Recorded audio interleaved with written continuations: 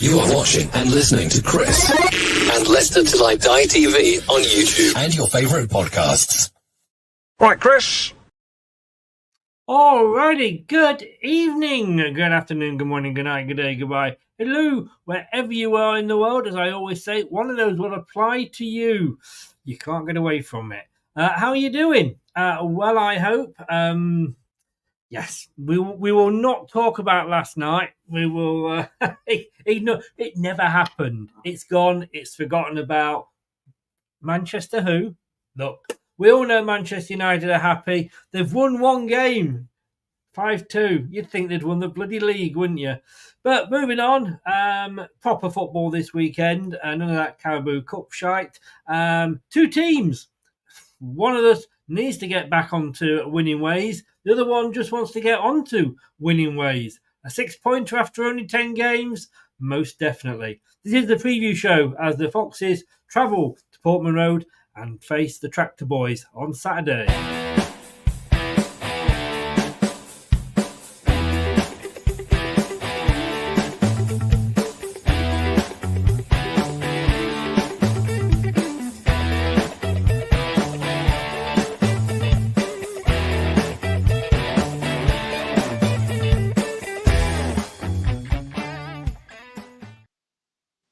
And we're joined by Reese. Good evening, sir. How the devil are you? Rich, not Reese. Chris, Rich, come on. sorry. That's a great start. It's a great start. That is a good start, isn't it? You know, I'm sure you've been called worse in your time.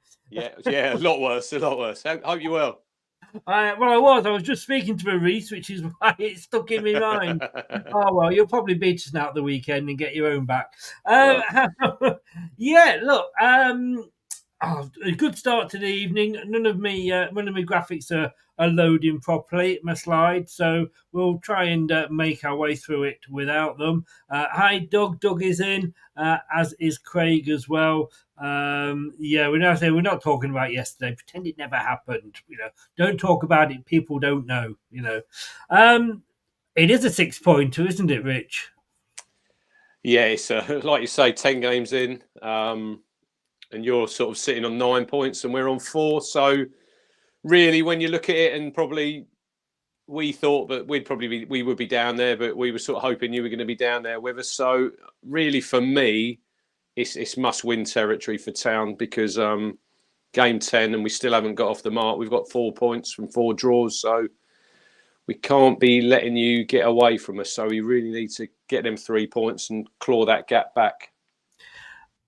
I mean, how is that? Is that starting to affect you now? I mean, I know sort of when we beat Bournemouth and got our first win, there was a collective sigh of relief. You know, is it becoming a bit of an albatross? I don't think so. Look, with the manager, he still talks really positive, and he has to, because he's obviously the leader, and he has to, when he fronts up to the press, he's got to put a positive face on. But look, we've played well in a lot of the games. Obviously, we had Liverpool and City first 2 games, so we wrote them off really as like we're not going to get any points. And we played okay against them, and then drew against Fulham at home, which was a good point, we thought. And then we went to Brighton, 0-0. Great point. Went to Southampton, probably one of them games that you'd look to win. I know you went down there and you were obviously 2-0 down, but you turned it around and you got that victory with a late goal. And we scored a 95th minute equaliser. So on the face of it, it was probably good that we didn't let them get the 3 points. You know, we took a point. But that was probably a game that we'd circle. Then we had Villa at home on the Sunday in front of the Sky cameras, and we played really, really well that day. And we drew 2-2, and they might have had their mind on Bayern Munich because they played them in the week in the Champions League. So positive there. And then the 2 games before Brentford, it was West Ham away 4-1 defeat, Everton at home 2-0 defeat, and they were probably the 2 poorest displays of the season. And then last Saturday, obviously, we went to the G-Tech and we were 2-0 up, and we were looking good for a win, and then it was 3-2, and then we had a VAR decision on a penalty, which we obviously haven't been used to before because it's the first time. I tell you, welcome to our world. You know? Yeah. So, and then we had a man sent off, which probably wasn't a second yellow, but obviously VAR doesn't get involved in that. And then we scored an 88th minute equaliser, and we're thinking, yeah, brilliant, 3-3. And then our goalie proceeds to have a bit of a calamitous error in the 96th minute, and then it's 4-3, and then we hit the post literally with the last kick of the game. So it was a weird one, because you take a lot of positives from that game. Look, we scored 3 goals away from home. Ultimately, look, we come out with no points, and it's disappointing after being 2-0 up. Should have been 3-0 up and well on top, and then literally they go bang bang literally on half time. So yeah, look, it's frustrating, but I knew when we come up, there'll be spells where you'll probably go 8-9 games without winning a game. And it's like you say, you do have to try and keep that level of confidence and positivity up. And now with social media, you know, not everyone's happy because we're not winning, because the last 2 seasons, League One promotion, Championship promotion, we've been used to winning games, and we haven't won a game yet. So just got to get used to it and take it on the chin. Yeah, well, it's all part of being in the Premier League, and like I think you've probably got the same sort of attitude. I mean, if somebody asked me sort of what are my goals for the season, it's to finish 4th from bottom, you know, and anything above that. But I mean, Crystal Palace won at the weekend, Spurs being totally Spursy. Typical. Again, that puts the pressure on you, doesn't it? Yeah, and then if you look at the weekend, I think Southampton play Everton, Wolves play Palace. So it's a big weekend, and then because the next 2 games we've got Spurs away, then it's the international break, then we've got Man Utd at home, which is probably going to be their first game under their new manager. So it doesn't get any easier. So this is why, really, I think Saturday it's. I think you'd probably be happy with a point if you took a point off us. I think you'd still keep that gap to 5, but it's probably a game as well that you're looking to win. So. Yes, yeah. I mean, it all depends in an ideal world, all those games you mentioned would all be draws, and then we'd beat you, and then that would sort of open the gap. But you know, we don't live in an ideal world, do we? And look, I mean, we're sort of the position we're in is we've come up, we've got a new manager trying to change the way that we play. He's having to do it on the job, and so to speak, if he'd given me 9 points at the start, would I have taken it? Probably, because I thought we'd be starting with -6. So we've done better than that, because of course we avoided the PSR breach. And 9, you know, it's a game. It's a point per game. So you should really be on 3. We should really be on 3. We should really be below you. I remember that evening when that broke. And look, I don't want to see. You don't want to see relegation and stuff judged on points deducted. But I did have a little bit of a sigh when I see that you'd escaped, thinking, because I'm thinking, look, if they started on -6, that's probably one team that we're going to be ahead of already. But you'd be up to 3 and you'd be 1 behind us. But I don't think you really want to see stuff decided off the pitch like that. If I'm honest, I was relieved and happy when Forest stayed up despite having their points deduction, and Everton as well, because it's always the smaller clubs that get hit, and I can still count us as a small club compared to those at the top. And I think it just shows. I think what Leicester have done is sort of stuck two fingers up at the Premier League and the EFL and made a statement for the clubs that they are £1 billion organisations, and yet they got hoisted by their own petard, as they say. They're just completely, and we did nothing wrong. Nothing we did was illegal. We just played the game. As you do, It's like, when you're doing your tax returns, if you work from home, you're thinking, oh, electricity, I can claim that. and so you do play the game, but your sigh of, disappointment wasn't as big as our sigh of relief. Well, obviously, look, you've won the league and you want to go into the new season positive, don't you? And you're probably on a little bit of you've got that sort of hanging over you. So when that gets squashed, look, fair play to you. But you're right there about smaller teams always get stung, because you look at City, and I remember Luton that season got minus 30 points. I mean, small club. I can remember when I was in I live in Bournemouth, just outside Bournemouth, and when I first moved down here, it was a season they were on minus 17. Yeah, that was League Two, wasn't it? They were bottom of the league. Yeah, down and out, and then a certain Eddie Howe came in. Yeah, and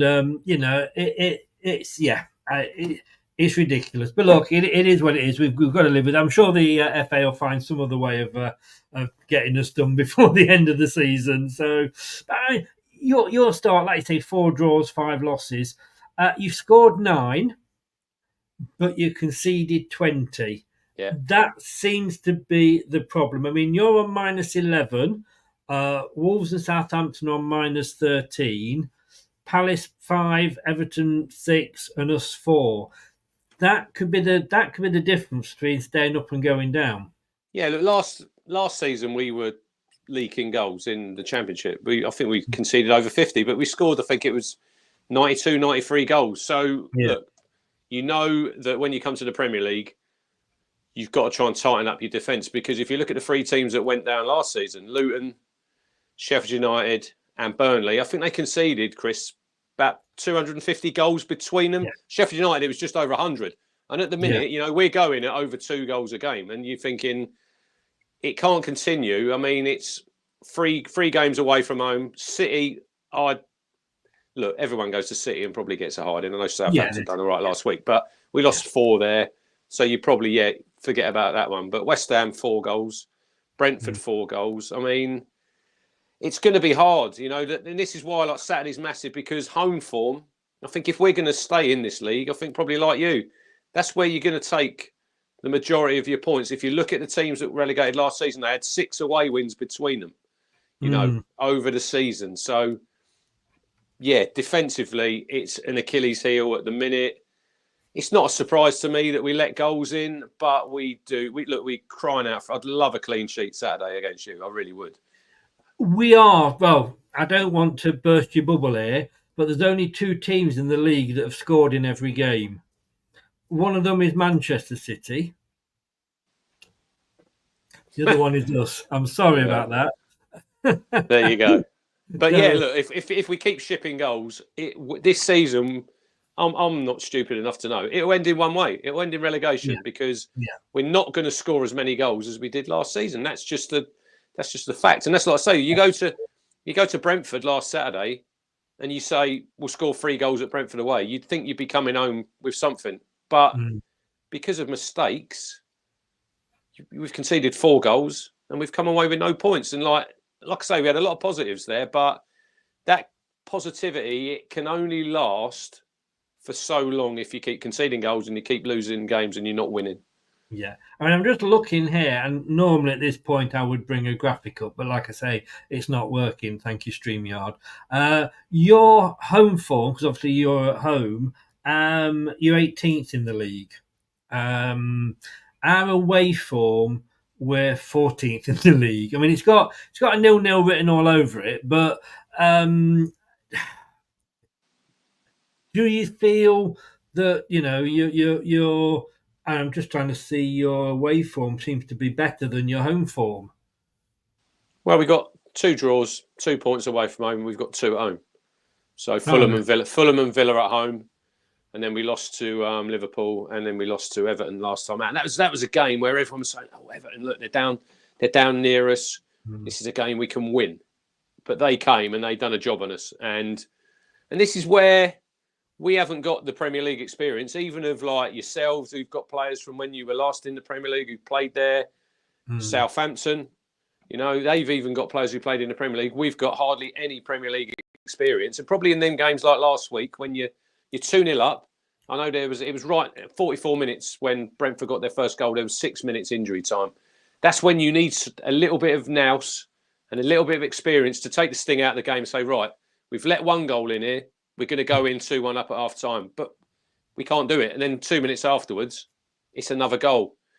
Look, we've got Calvin Phillips who plays in the midfield, but he's struggled in some games. In other games, he's played well, but I think he's suffering probably through lack of playing football in the last couple of years when he was at City. Obviously, he didn't play a lot there. He went to West Ham and he didn't have the best of times. So he's probably one of the most experienced players that we've got who've actually played at this level. But we've not got that experience. We've signed a lot of players from the Championship who are good players, but it's if they can make that jump up. I was going to ask that because, I mean, I know when Forest came up, they had made a lot of signings, but they had to because the team from the previous season were all loan players. And now you've come up and you've got some players there that, let's be honest with you, are in the 4th tier, I believe, and they're still with you. Yeah. You have signed a lot of players, and we'll come on to sort of individual ones in a second, but do you think you've signed too many? It's a hard one to say. It's like it's getting that balance, isn't it? Because we went from League One, we went to the Championship, and we had a lot of players who played League One, Championship, and then now, I think last Saturday we had probably more started the game last Saturday. Look, we've got a lot of injuries as well. We'll probably come on to that as well. But it's a hard one. When you go up, we needed to strengthen. Now, we know what sort of market we're shopping in because we can't afford to pay the fees in the Premier League and the wages in some of these players, because we've only just come up. And I know you get quite a lot of money to come up, but if you're being realistic, you probably where we've done our shopping, top end of the Championship, is probably the right way to go about it. We tried to cherry pick some players from the Championship, and it does take time for them to come in and you move into a new place. You probably might not know anybody, and I know. But look, football's a very unforgiving business nowadays, and even in the Premier League, you've got to hit the ground running. So some of them players who you'll sign will come in and they'll do really well, and others they probably won't. But I think you did need to strengthen. We spent 104 million, Chris. That's a lot of money, but we signed 12 players. Well, that's the thing, isn't it? I mean, I just wonder, you say, it's going to take time for them to gel. Of course it is. You've bought virtually a whole first team there. Yeah. But you're not given that time in the Premier League, are you? You've got to hit the ground running, haven't you, really? You're straight in. You've got, I remember going to the first game against Liverpool at Portman Road. I've never seen, because it was live on TNT, never seen so many cameras along the touchline. It was unbelievable. When you're thinking, this is a new world we're in. Everything's under the microscope. Everything's analysed. If you look at Match of the Day last Saturday, they didn't even talk about the 3 goals that we scored. There was no analysis on the good bits we'd done. It was what we'd done wrong, and then looking at a table of all the stats like XG and all of this, and we're literally bottom of every metric. And that's what you're coming into. You just have to. You got to get on with it. It is. I mean, our summer is signing a bit of mixed bag, really. I mean, we've got some youngsters come in, Coley, Buenete, but he's only on loan. Amazing. Scary to think what players have still got. I was looking at your team last night. I forgot you'd signed Oliver Skip because he played last night, didn't he? Yes. I like Oliver Skip. Got a bit of a mixed reception. We don't need another defensive midfielder, but he's not been given the game time, but he obviously knows Harry Winks. He's played with Harry Winks, so very much got that experience. But that's what because a lot of our players that came up, yes, some of them have got Premier League experience, but there's a lot that hadn't. You've got Mavididi, Fatawu, who when the explosive players, brilliant last season, but not quite hitting the ground running in the Premier League. And he's gone out and he's brought the likes of Jordan Ayew. But like you say, what he can do, and the Crystal Palace guy said this to us when I did a show with him after we bought him. He said he'll come on and he'll get you a free kick. He'll break the play up. When you're under the cosh. That's where you've got that. It's that nous, isn't it? And that experience that they know what to do. They know what to do. And we're probably a bit green, if you think, like at the minute. And that's no probably fault of our own, because you're learning on the job. That's how it goes. 100%. And, and literally it was his first game in a Leicester shirt in the league. He came on as a sub and his first touch was going down and getting a free kick. A couple of other signings, Dakova Reed and Edouard. I think we've just decided to take pity on them and give them a couple of seasons in a squad. Don't know why we've signed them.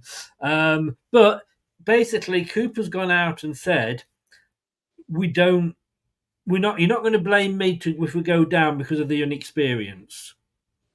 So, you've got players, Schmodic, for example. I would have loved him. Got a couple against us on the last day last season. Yeah. Loved him. But we got Edouard, who we walked away from when he was at Celtic, but gone and got him now. But look, you've got to trust your manager. And talking of managers, Kieran McKenna. Now, when we got relegated, I wanted him to come to Leicester. I would have loved him to have come here because I wanted a manager that was experienced in the lower leagues, knew how to get a winning mentality, which he obviously had from his time at Ipswich. You're probably really glad we didn't. We went and got some guy called Enzo that we'd never heard of, and then discovered that he was Pep's number 2, and 6 days before he was lifting the Champions League trophy. Some of our fans, and every club has them, are getting on Cooper's back a little bit, because... Is that because of his Forest links? One or two, but let's be honest with you, he was a manager at Forest. It was a job. He's not a Forest lad. He's a Welsh lad. He Swansea's his team, but there is going to always be a little bit of that with some of the older generation.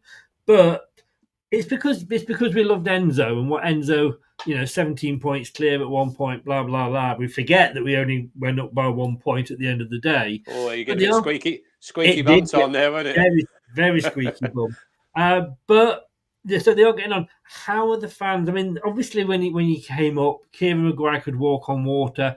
He signed a new contract, which you must have been so relieved. That must have been a bigger, huge exhale of breath when he did that. How are they now that you're struggling a little bit? Yeah, I mean, in the summer, when obviously everyone was on cloud 9, we'd just been promoted. We'd painted the town blue and white. It was literally we'd never seen scenes like that since never. It was like I remember going up at Wembley under Burley, but it was unbelievable. And then 2 or 3 weeks later, there's links to Chelsea and Brighton and Man United, and there was probably, I think even Kieran will probably say he's done a couple of interviews. I think there was times when he questioned if he was going to stay. Yeah. And you're getting a bit edgy the longer it goes on.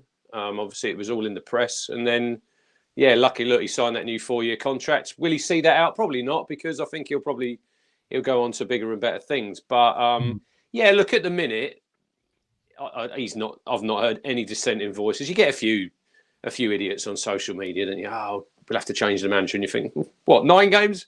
9 games in when he was the best thing. He'd lost 10 games in 2 seasons. Look, he's another one, though. We were all learning on the job. I know he was at Man Utd under Jose, Ralph Rangnick, Solskjaer. He was there. But he wasn't a number 1. No. So it's all on him now, isn't it? And he's learning. And there's like last Saturday, I think probably he might have left his subs a little bit too late. But listen, he's a fine young manager. And I don't really think you've only got to look at Vincent Kompany, Chris. That Burnley got relegated, and he went and I know he wasn't first choice, obviously, for Bayern Munich. I think he was quite well down that pecking order, but I don't think it really affects Kieran a lot for me if we got relegated, because you only got to see it's so hard for teams to stay up, and you need teams like us when we're coming back up. You can't be having teams going up and down.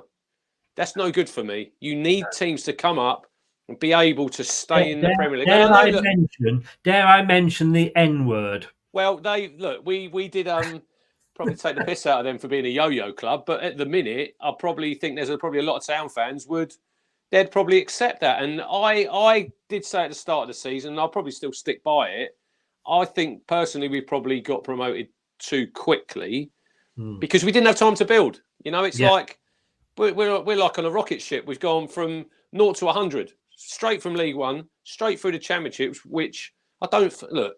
There might be a few people saying, "Oh yeah, I fancied us to go up," but I don't think really, if you put your hand on your heart, you ever thought that Town were going to go up last season. Not with Leicester, Southampton, and Leeds. The three that had come down. Yeah, we were obviously punching well above our weight, and there was at times when I thought, yeah, look, around Christmas time we got some injuries, and then we dropped off a little bit, but then we done some really good work in the transfer window, and we managed to get over the line, but that ultimately might be, I'm not saying our Achilles heel, but you might have to, like Bournemouth, I think they went up and went down, and you might have to go down to come back stronger the next time, because it's a massive gulf, isn't it?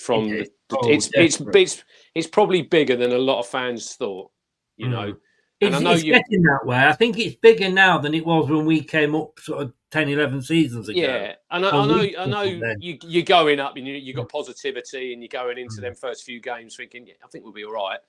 But then you have like the defeat at West Ham, then you have the defeat home to Everton, which I think was a bit of an eye-opener for a lot of fans because they thought, Everton are a team down in around where we are. But then you look at some of the players that Everton have got, you've got players who got international experience. This is what you're up against, every single week. And every single mistake you make, like we're finding, it probably ends in a goal. We play some quite good football, but I look at Luton last year. I thought Luton done quite well, but there was games they were in, but they'd always be on the wrong side of the odd goal, like a late goal here and there, and then ultimately you went down. And I probably don't want Town to be that team who everyone's like, oh yeah, you played well again, but you lost again. But it's bloody hard. It is so hard. And that when we first came up and had the Great Escape year, that was us. We played well. We never got walloped by anybody. I think 2 goals was the biggest we lost by. But we just weren't winning games, and it is a big gulf. And I mean, LCFC forever says here the quality is in our team is certainly there, just hasn't been utilised correctly. But you see, I don't think we could play the way that Enzo played us in the Championship, playing out from the back and doing it that way, which I think you do a little bit, don't you?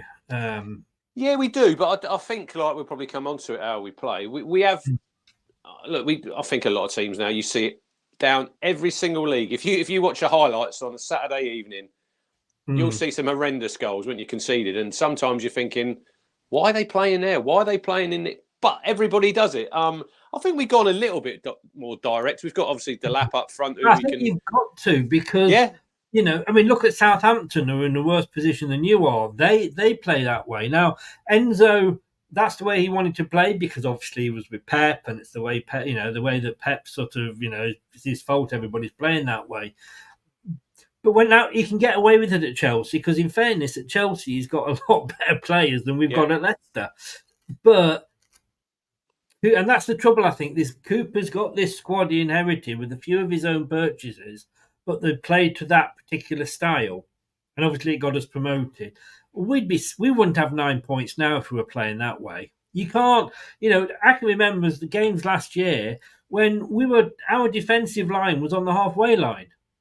Yeah, and Madsam Manson was having a picnic in the middle of our half. It was ridiculous. You can't do that in the Premier League because you get killed. Look, I'll tell you, we probably play like that.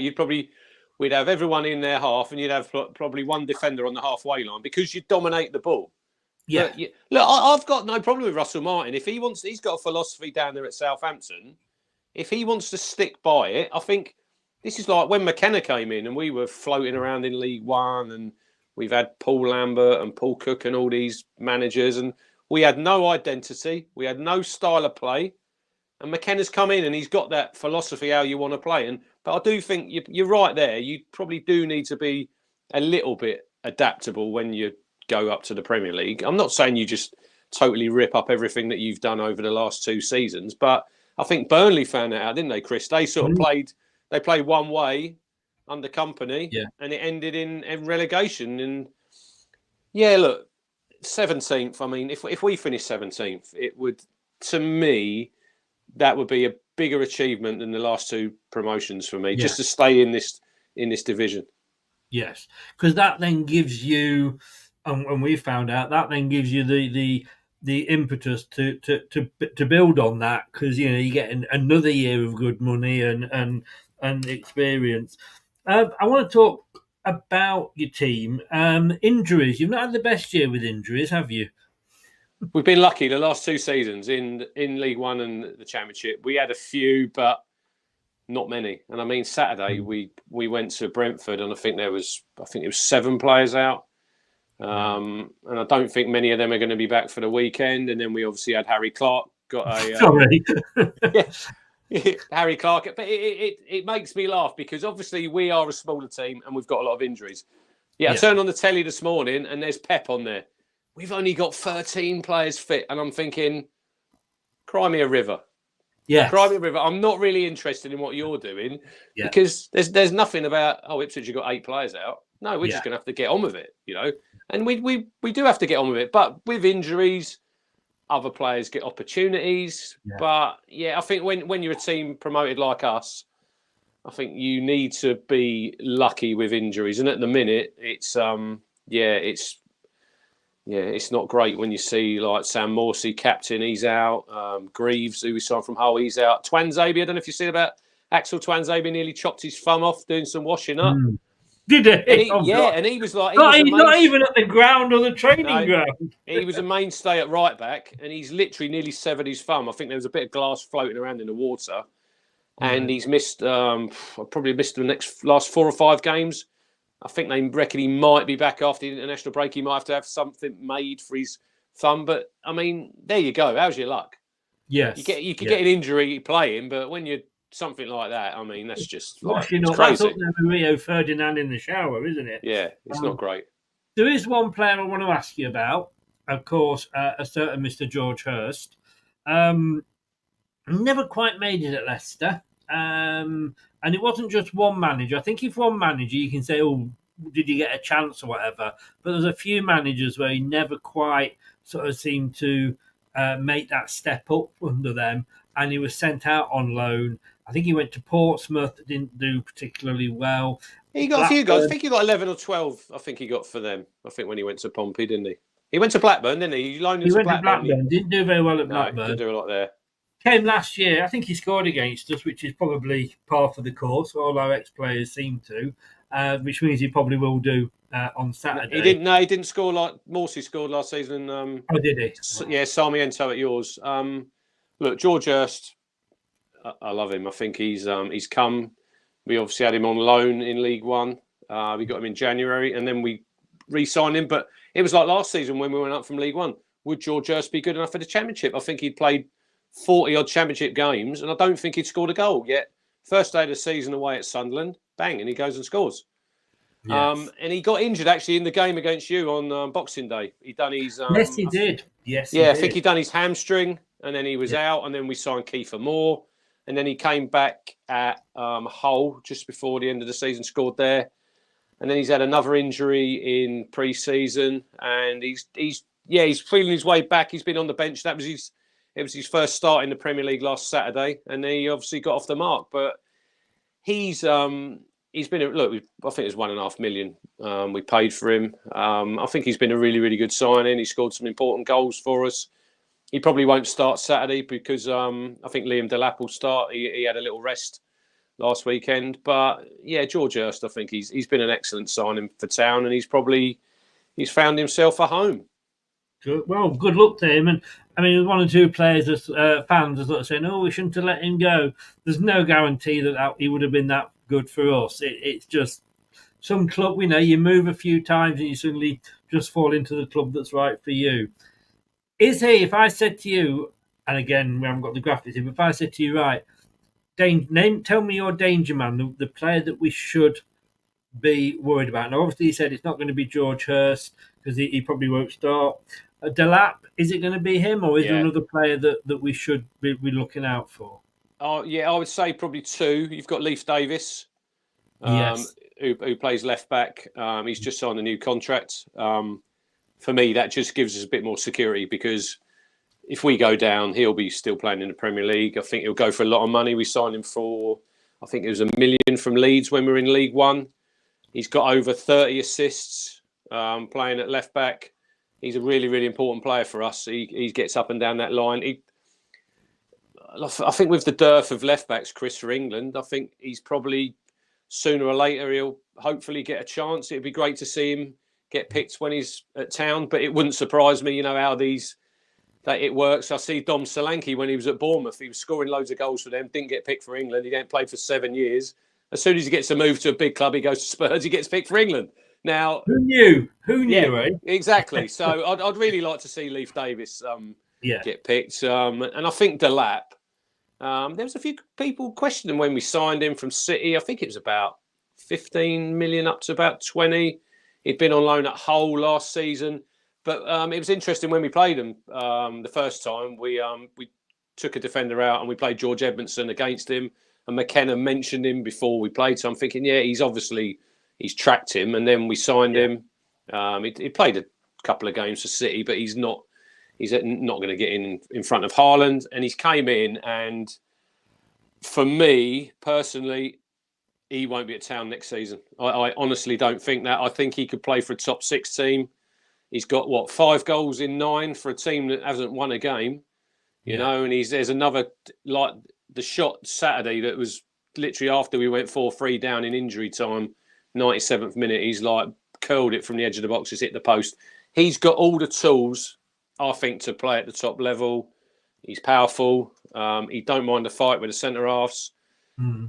He knows where the goal is. Probably 3 out of them 5 goals he's probably created himself. And he's everything that you want in a centre forward. I mean, obviously everyone remembers his dad. He hasn't inherited his long throw, Chris, which is a bit of a shame. But then you'd want him on the end of it in the box. So you can't have everything. Exactly. We're back to Harry Kane with corners for England, aren't we? But but I see last week they think Spurs might be in for him in January. I think City have got the first dibs if they could buy him back if they wanted to. Yeah, they might sign him back and then they might sell him on for more money, which I wouldn't be surprised at. But I think he's a player. You just got to enjoy him while he's here. He's at Town at the minute, and he's had a really good start to the Premier League. You just hope he can stay fit. He's all action. You'll see him on Saturdays. He's all action. He gets stuck in. Don't mind leaving a bit on the defenders. He's probably. I think he could play for England. I'm not saying now, but I think if he continues progressing, he's obviously playing for the under 21s at the minute. If he progresses the way he is, I think he could play for England because we're going to be searching soon. Harry Kane's not going to be around forever for England. No, you got Watkins, you got Solanke, but after that, there's not really many strikers. I don't think. There's Ivan Toney. He's obviously gone abroad. He sort of fell by the wayside. So look, if he keeps scoring goals, he'll put himself in the shop window, and he'll be playing Premier League football next season. Whatever happens to Town, I think. Yeah. Look, our formation. 100% going to be 4-2-3-1. That's what everyone plays now. It's what everyone plays. It's fashionable. Is that the same for you? Yeah. We're going to cancel each other out? Yeah. Well, again? We don't cancel each other out. Obviously, 2 draws won it last season, but yeah, that's what we've played under McKenna for the last 2 seasons, and it's not going to change anytime soon. No. Now, if I'm not a gambling man, And we don't obviously on this channel, we don't recommend you gamble. It isn't the answer for anything. And when the fun stops, stop. We have to legally say that. How do you feel going into this game as favourites? Because you are. It's a bit tight. I went on to Sky Bet, and obviously other betting sites are available. 11:45 this morning to do this, and the best odds you can get are on the draw, which is 5-2. I would have thought that would have been evens, to be honest with you, but there we go. But you are 6-5 on to win. We are 2-1. Yeah, I think that I have to back Town, don't I, on Saturday? You do, of course you do. Yeah, look, if I'm being honest, it wouldn't surprise me if it was a draw. It wouldn't, but I don't really think that. I know it's like people say it's a game, you don't want to lose, and you don't want to let Leicester get further ahead of us, but sooner or later, this is game 10, Chris. I mean, if we're not going to win on Saturday, where are we going to win? Because you got, like I say, Tottenham next, Man United, Forest. Forest away, stinking record. We never do anything there. Man United, new manager. Tottenham at the Tottenham Hotspur Stadium. So if we don't win Saturday, I think the writing could be on the wall. And I know people might be saying, yeah, but you've only played 10 games. But that's 10 games without winning. Yeah. And then soon you get to Christmas, and soon you get to 20 games. We've just got to somehow try and stay in touch with that team who are fourth bottom. At the minute, we need as many. I think we need as many teams involved in the scrap as we can. If we can drag you a little bit nearer to us, I think that'd be great. If you get the win on Saturday and you go 8 points clear of us, I mean, that's 3 games, isn't it? That's 3 games that we have to win, and we won't have even won 1 game in 10. So we've just got to somehow keep in touch till January, and then hopefully we can get some reinforcements in. And you can look at it and go, well, yeah, okay, we've had harder games or whatever, but it's still that mindset, isn't it? That, like I said right at the start, that, oh, God, we've not won this one. And, how Southampton must have felt having been 2-0 up, looking for the first win against us. And I've got to be honest with you, playing us off the park in that first half. And we're looking at it thinking, how the hell are they bottom? It does get to you. And yes, all right, so you're not going to win when you play Manchester City, but it's the other games that you're not winning that's really going to sort of knock you. But you think you're going to win this one. We're going to go for a prediction now. It's like belief. You just said there about Southampton. That, like, psychologically for them, even if they'd have drawn the game, they'd have been disappointed. But for you to score, literally, what was it, 98th minute? 98th minute and a 97-minute match. Yeah, and I mean, it was like when they played us. We scored in the 95th minute. So there's 2 games there when they should have had 6 points, and they've taken 1. I do now after that game know how you felt last season.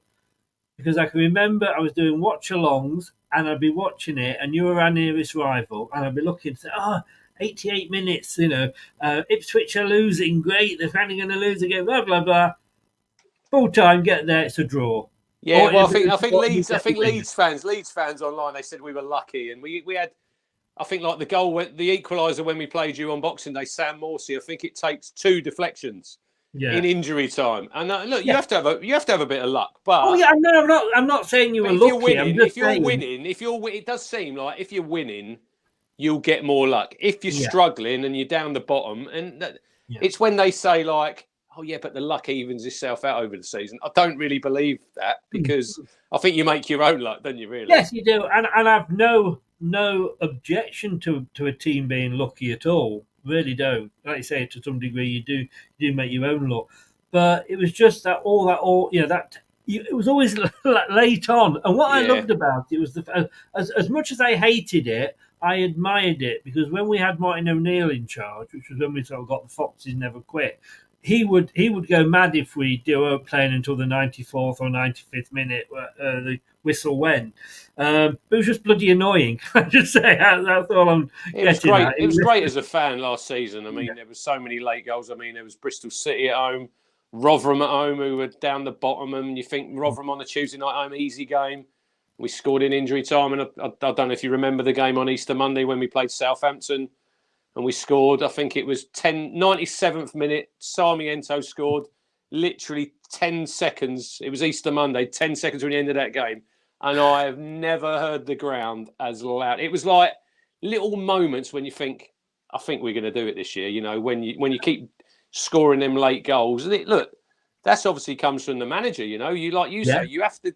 And I'd love to look at the stats nowadays. How many late goals there are? I mean, you look at the Premier League last weekend. There was loads of late goals. Yes, and to our detriment, unfortunately. But I have to say that I love the fact that we're playing 96, 97, 98 minutes, because I pay for a 90-minute game, and I don't just want to sit there and watch 60 minutes worth of football, you know, and 30 minutes of players, you know, rolling about. So the fact that all this time getting added on, I think is a good thing. But look, 2 questions left. First one, score prediction. I'll let you go first as the guest, and then I'll give you mine. Well, I did say, didn't I? I'd love a clean sheet, but I don't. And then you told me that you've scored in every game, so I think that one's gone out the window. You've also got Jamie Vardy, who's a bit of a pantomime villain, and I think he's a great player. You know, if he's playing for you, you're going to love him, because I think you need characters in football. I think nowadays it's a bit bland football, I think, and they're a bit sort of robotic. They're sort of, these players come through the academy, they're all media trained, and you've got him, look where he come from. Obviously, he was in the non-leagues, and I think, what is he now? Is he 38 now? 37 now, Yeah, you know, still going, still knocking the goals in. And I said to my mate the other day, the only reason someone gets booed at a game is because they're a good player. If you're not getting booed, no one really bothers about you, you know? No. So he'll probably get a bit of stick. He'll probably score a goal. Well, if you're going, please do give him stick. I'll be there, but I will not be giving him any stick. Whenever he gets stick, he likes to score. But I did see online today, Fatou's out for you. So that's a good plus for us, because I think he's a very good player. He is, but again, he hasn't performed to his. But he hasn't been playing that much, had he? He didn't. Did he not start the season under Cooper? No, and that's the thing. Like I say, when he's come on, why take on one player? A bit like Bernetti. Why take on one player when I can try and take on 5, and I'll just keep losing the ball, but I'm just keep going to trying and doing it. And why pass it when I can try a wonderful chip into the top corner? So the fact that he's injured, I don't think it's the end of the world for us, to be honest with you. I was quite happy. I think there'll be a few goals. I'll see your game against Forest on Friday night, and I was thinking, I think we could exploit a few things there in defence. So obviously I've got to go for a Town win, so I will go a 3-2. Oof, right, okay. Well, I was just on an Ipswich channel before I came on here chatting, and I put my prediction, and believe it or not, I went for 3-2 to Leicester. So, which probably means it'll be 0-0 and last on match of the day. Well, they didn't give us any credit last week when we were first on. So if we're on last, just go to bed. We get is because it's Gary Lineker. I tell you. Look, I would be surprised if there wasn't goals. Because I think Town. I don't know if you see today, Trevor Wymart passed away. He used to play for Town in the 70s. So. And there was a fan called Tom Tomlin who's been following Town for years. He was in a wheelchair, come from London. He passed away. I saw that one, So I think there's I think you've got to use that little bit of emotion, maybe in a positive way on Saturday, and maybe think, listen, look, these two ex-player, Trevor Wymart, great player. Yeah. And I'd say Tom Tomlin, I remember him. He lived in London, Chris. He was in a wheelchair. He'd go to all the games. He'd go on his own. He'd get on trains. I'd say he's like someone like a super fan. So the players shouldn't need any motivation for me. But if you just need that little bit extra Saturday, hopefully that could pull us over the line and get that first 3 points. Well, hopefully not, but it may well do. And last question, I'll leave you with this, and thank you for coming on. Your opinion of Leicester? Well, Leicester, look, very good side last year under Maresca. Then you obviously lost your manager. You lost your best player as well. But he's hardly played for Chelsea, has he, Dewsbury Hall? Who knew that was going to happen? Well, it wouldn't surprise me if he does end up back at yours. That wouldn't surprise me at all. Look, and Steve Cooper. I see a stat today. I couldn't believe, Chris, that he's only 44. Steve Cooper is only 44 years of age. He must have had a very hard. He must have had a very, very hard paper round. Yeah. Look, Exactly. I think he obviously done well at Swansea. He done a good job at Forest. He doesn't seem the flavour of the month with some of your fans when I've been reading bits and bobs. I think he'll do enough to probably keep you up. I think you'll just about have enough to survive under him. Will it be exciting to watch? Probably not. But it just depends what you want, doesn't it? I mean, you just want to stay in the Premier League for this first season because then, like you say, like us, if we could stay in here for 1 year and then it changes a little bit, then that dynamic, your players you can sign maybe a little bit better players, maybe some players from the Premier League, and then it gives you a little bit of experience. But I think Cooper's not a bad manager. Look, Leicester, obviously, we all remember, don't we? You went one season nearly getting relegated under Nigel Pearson, and then the next season, I mean, unbelievable. It's that second season syndrome. So stay up and you never know. There's not a lot of second season syndrome where you turn around, what was it, 5,000 to 1 and you win the Premier. I mean, as a football fan, I think everybody enjoyed your journey winning that. I mean, it's just incredible. I mean, trying to put ourselves in like your shoes, you must have been in dreamland every single week when you're playing and you're beating the big boys. And I know a lot of people say, yeah, but City and Liverpool, all these teams had a bad season. Well, that's not your fault, is it? No. You've done the job and you got yourself over the line, and it was just incredible. But look, Leicester are a good club, but hopefully you'll have a bit of a stinker on Saturday when you come to town. We could turn you over. Well, at least you're honest. Rich, get your name right this time. Thank you so very, very much. Give a shout out. I'll put your link in the description, but give a shout out where everybody can find you. Yeah, at the Cruncher76 on Twitter, and I also do YouTube. I just do a few videos, sort of not daily, but I do one on Sunday called the Sunday Stroll. I just go for a walk, whatever the weather.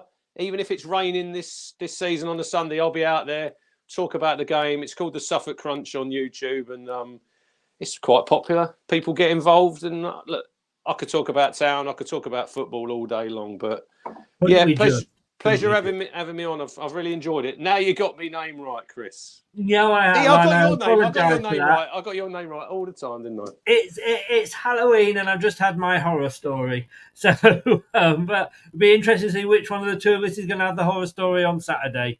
I'd wish you all the best for Saturday, but I won't mean it. But I do seriously wish you all the best for the rest of the season.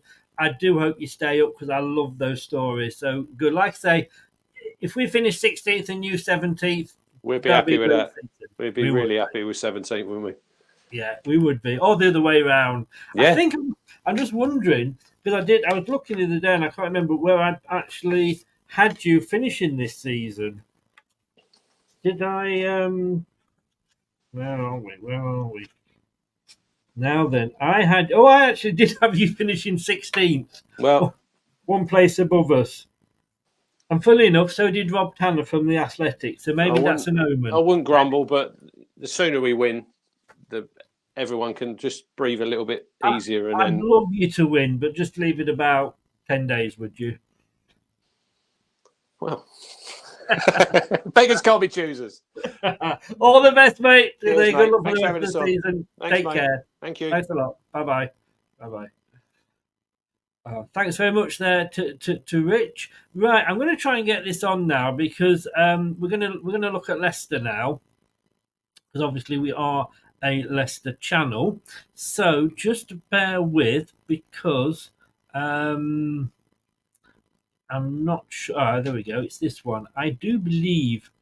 No, he won't do it. So I'm going to have to do this. So this is my team for the weekend. It's hard because a lot of and obviously Patu is not 100% out of the game. Let me just get rid of that comment, by the way. Sorry, and then you can see it. Right, there we go. Yeah, so this is my team for the weekend, and I am. Hello.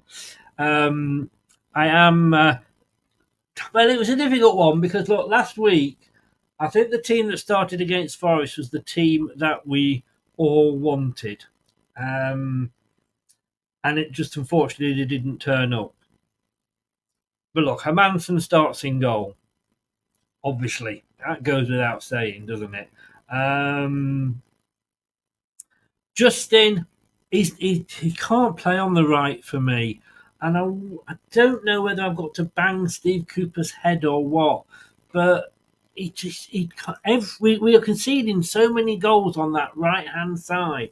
He says he sees him as a winger, and all right, look, let's forget the Arsenal game. He scored 2 great goals there, but he's played on that side. He can play on both, but that is his better side.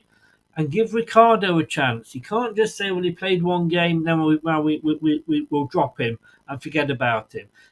Because players need more than just the odd game here or there. Akoli, I think you've got to stick with him. I'd love Cody in there, but I was thinking, do I bring Cody back or do I bring Vestergaard?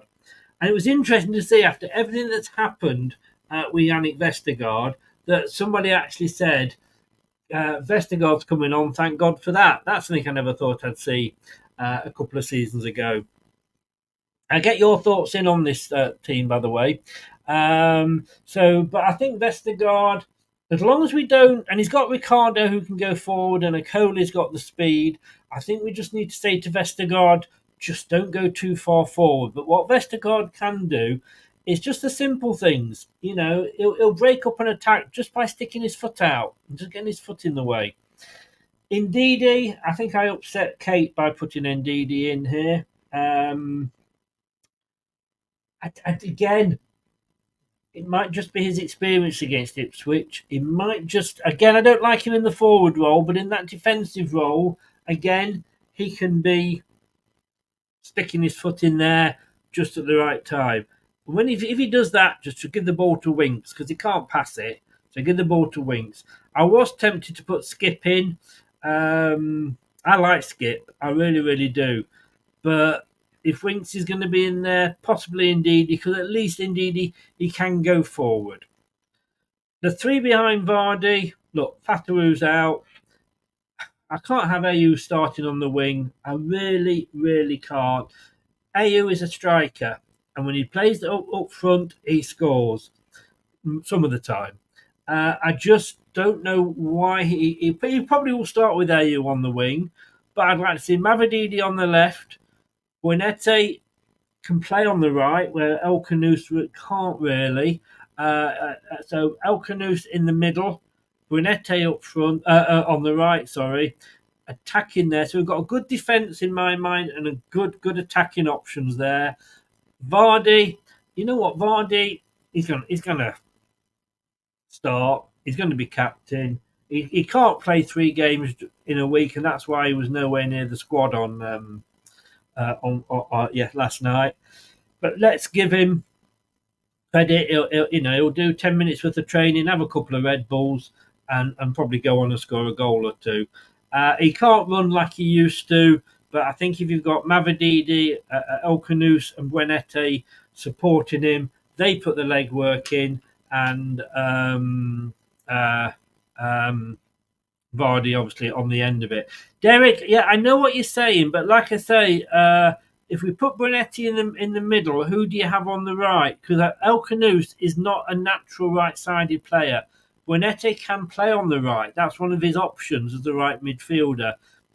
With El Canous, he isn't. He's just a centre. So for me, I would, if I did that, then I'd have to have somebody else on the wing. I wouldn't put El Canous on the wing. So Derek, who would you have instead of El Canous on that side? But look, it's all about opinions, isn't it? So that is my team. Interesting to see. Like I say, we don't have a Fatawu, so it'd be interesting to see who starts where. Let me just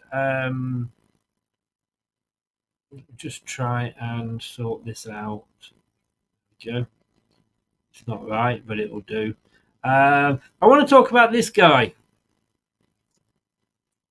I really do, if you don't mind. Will Alves. Look, he came on for 2 minutes. Well, no, he didn't. He came on for longer than that, obviously. But he wasn't on for long. I tell you one thing that I noticed he did. As soon as he came on, he was running at their defence. And he's coming on for a team that is 5-2 down. He's coming on against a team of stars that were Man United. And let's not lie, let's not, forget, they had some of their best players, if not all of their best players, apart from the goalkeeper, out on the pitch. Though with an Arnu, you could say that the best goalkeeper was on the pitch. It's that. And somebody said it, to be honest with you, in the post-match. They don't have the fear at that age. And you see these players, look at the Wayne Rooney's, the Michael Owens, that break through at a young age. And at Leicester, we go, well, don't know if we should be putting him in yet. Is he good enough? What do you think? For fuck's sake, just stick him on the pitch. He's good enough, we know that.